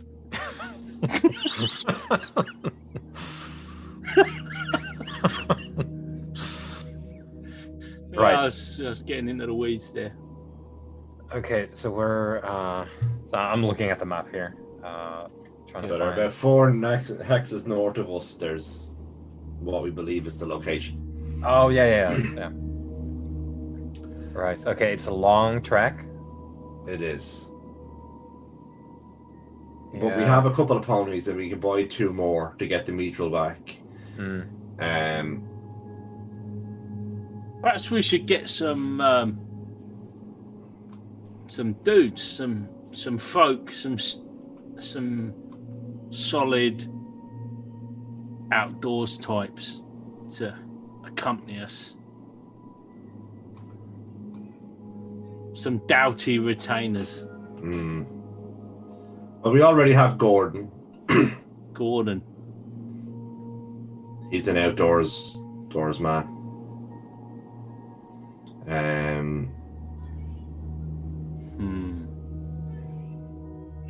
Okay. I guess if we want more, we'll have to go to one of the forts. And I don't know that we necessarily want to do that.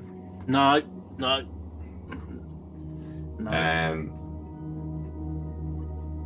I think just the 5 of us set out, try and keep our wits about us, make our way up to these mountains, have a look around for the mithril, take as much of it as we can and come back, and then hopefully by then our merchant friend will have come, will have, you know, if he brings goods and if we have mithril to pay for them, and then he'll bring more folk, and then if we can start trading with Deerson,